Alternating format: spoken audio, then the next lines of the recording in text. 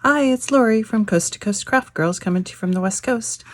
Today I wanted to share another Tealight card, Christmas card that I made. It's another easel card, so it goes like that. And there's room for a little Tealight back there. And when you put it in, let's see, let me turn the lights off and see if you can see it better. See, whether you put the Tealight back there, you can see that through the vellum where the fireplace is, the fire kind of crackles, and a lot of fun. Anyway, actually fairly easy to make. Turn that light back on. And let me show you how it's done. It's a 5x7 card. It's an easel card. So we start with our card base, and it's a top fold easel card, so because I didn't have a 5x7 top fold card, you can make your own. So this piece is 5x7, and it's just some heavyweight ivory cardstock. And then I've got a matte layer that I'm going to put on, which came from the Reindeer Crafter's Companion Reindeer Collection. This sheet is 5 by just 8.5, and I scored at 3.5 and at 7, and that's going to make my easel. And so this is going to glue onto there like that, and then I'll put my matte layer over the top, and then you won't really even see that extra piece. See, just like that. But before I do that, because I'm going to cut a hole in this, so I'm not going to glue it on there yet. Well, I guess I can. Yeah, I'll go ahead and do it. I can do it. So we're going to start by just putting some, and now you can glue this either way. You can glue it onto the back there, and then it shows back there, which actually I think that's what I'm going to do. And then you don't even have to worry about covering it with your matte layer. Or you can put it on the front and cover it up with your matte layer. As long as that matte layer goes all the way to the end, it will not be noticeable.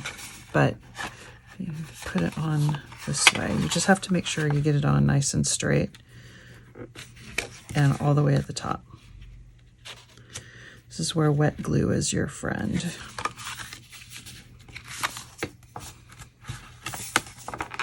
So you can make sure and get it completely straight.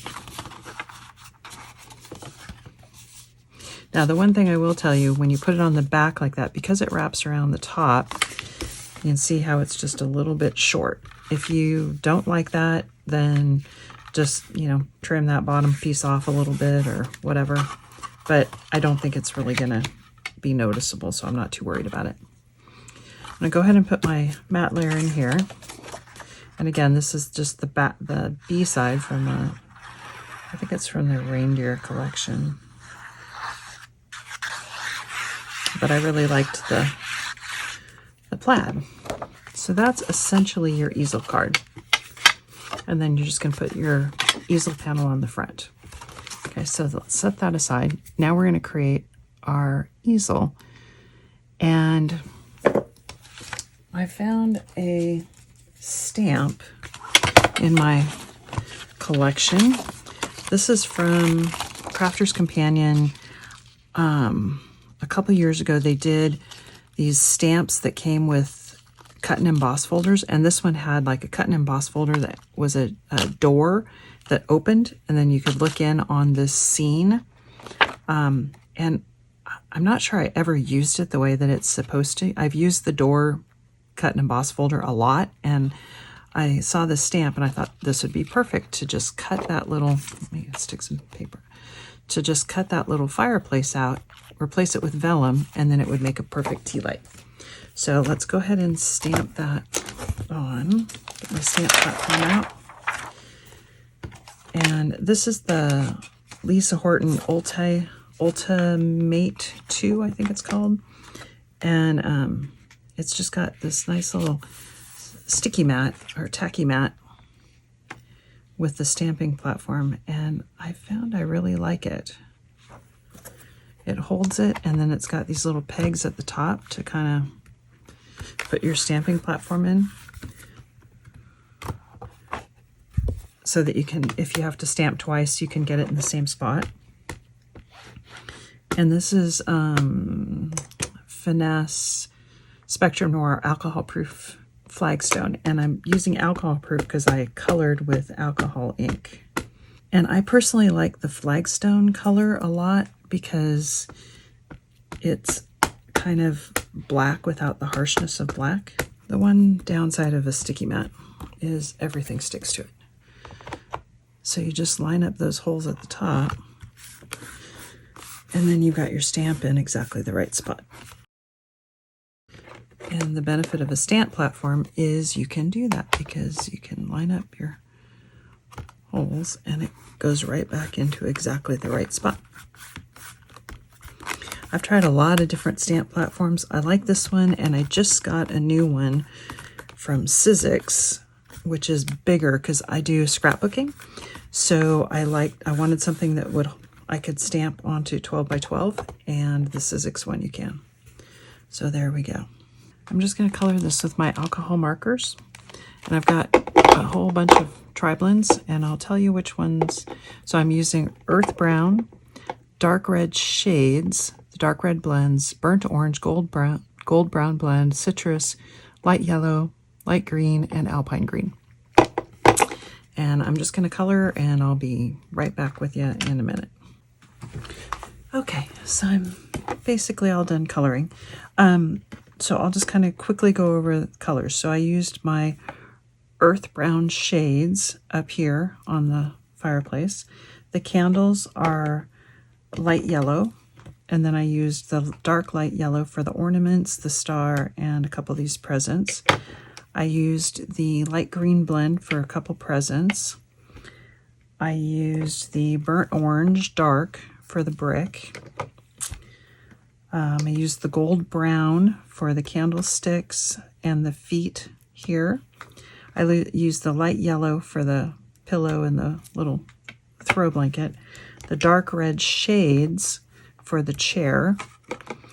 And then I used the dark red, the light for some of the flowers, and the red for those. Oh, I forgot my little berries. I used the alpine green for the tree and the wreath. And I used the citrus blend for, let's see, what did I use the citrus blend for? Oh, I guess I used actually the citrus blend for the ornaments and the star. And I'm going to use the dark citrus blend to kind of color in these little berries. Okay, just so they're not white. Get those out of the way. And then I don't like that that's kind of stark white. I wanted it to look a little more sort of antique-y, if that's a word. And so what I used is my water reactive straw bale. And I just kind of took it and inked around the edge and a little bit down onto all of the white, just very lightly. Just to kind of give it a little bit of a mottled, because I'm putting it on a cream card, so I didn't want it stark white. And you can see I didn't do the fire. I did do the logs, and I'll show you why in a sec.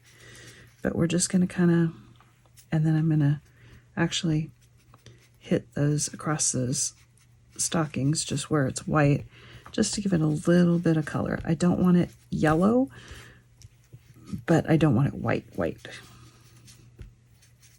There. And that just gives it a little bit of an aged look. And the fireplace I don't care about because I'm going to cut that away. Now, this is the hardest part of the card, is cutting out that fireplace. And I'll show you how I did it. I used a combination of a craft knife and my snips. And essentially I used my craft knife across just to kind of get the shape cut out. I mostly use my craft knife. If you're not good with a craft knife, you can kind of cut an X into it and then get your scissors in there and cut. And I did some of that. I actually cut this little tassel off the pillow because it was too hard to cut around and I didn't care that much. So just follow the straight lines and then you can kind of connect up. Now see, I've got the bottom part cut and I got that part cut. So now I'm going to get in here with my snips. And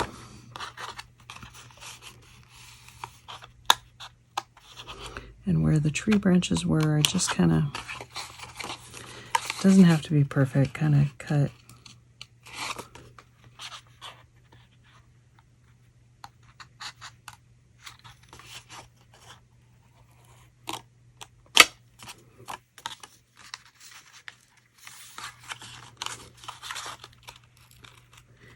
And then on this branch, I just kind of wiggled my scissors so it wasn't a completely straight line.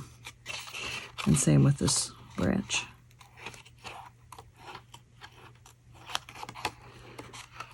I'm going to cut that out of there, a little bit of bulk out. And then I got to cut around this armchair, but I'm going to get some of the bulk out of there. And then it'll be easier to cut. So I just want to cut right around that circle.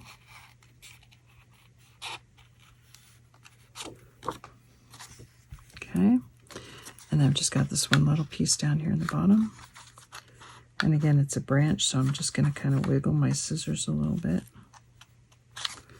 And then connect them up. And there we go. Not too hard.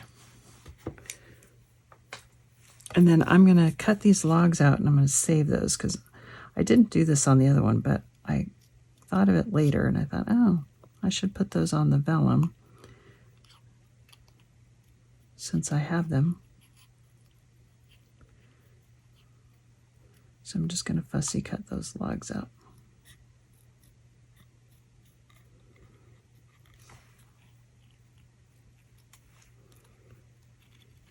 You don't have to do this, but it works. Okay, put my knife away. And then I've got just a little piece of vellum that's going to go behind there. So I'm going to, draw some flames on there.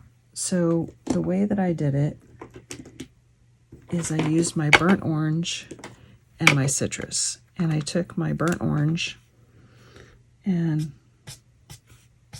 just kind of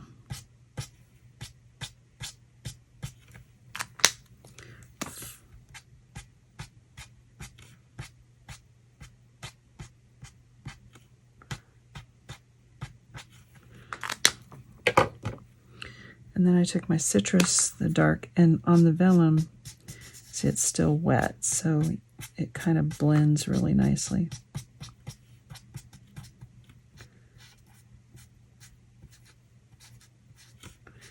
And you just want to kind of make little things that look like fire. I don't know.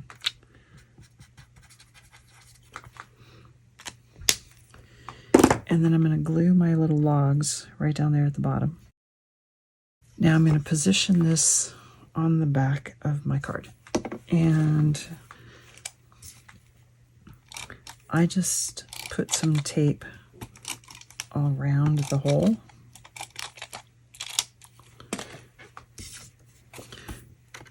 And then put it where I wanted it and pressed it down. And if you don't like the looks of your fire once you get it in there, then you can go and change some things.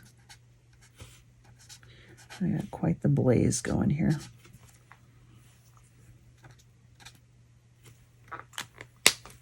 Okay. Now, I'm going to mount that on a piece of brown cardstock, and I've got this frame. It's this die set from Crafter's Companion, and it's like a little trellis, and then it's got an outer frame. And I've used the trellis a number of times, and I like the outer frames for photos, for my scrapbooking. But it also works good if you need because this is a 5x7 frame. So if you need a 5x7 and your stamp is only 4x6, this works perfect.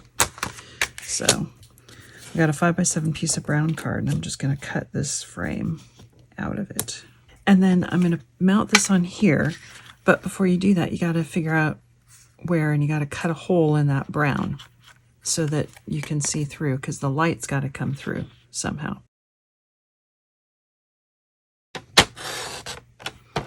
And it really doesn't have to be perfect. It's just, you just want to make sure that you cut out, because it's not really going to show all that much.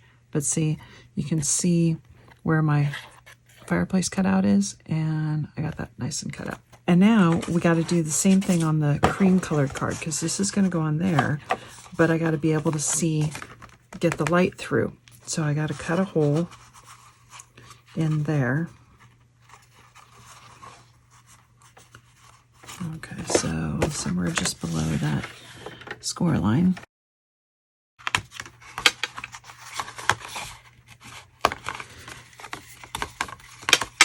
And let's see if I got it in the right spot. Okay, and then if this, because it's an easel, you're only going to glue the bottom part of it, but you want to make sure that you got your hole set.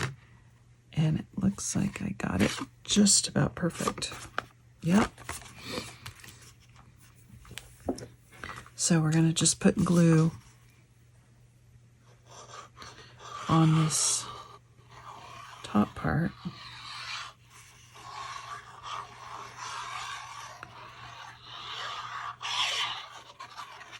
And I don't want to get too far to the edge because the die cut's got these cutouts.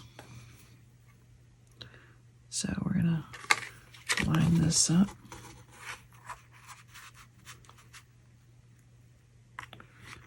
Straight on there. There we go. Let's see, I got the glue. Okay. Yeah. All right. And there's your card. It's basically done. I just need a stopper. And I've got a little stamp. Enjoy the wonders of the season. We're just going to put that up on some foam pads. And decide where you want your easel. And you got to remember, you want to leave enough room for your tea light to fit back there. So, and get it straight. And that's about it. And there we go. Let me show you what it looks like. Get my tea light back on. Put it in there. Turn that light off. And it looks just like that. Isn't that cool? Anyway, super fun card. It looks good without the tea light. It looks even better with it. So, all right, well, thanks for watching. Hope you enjoyed that.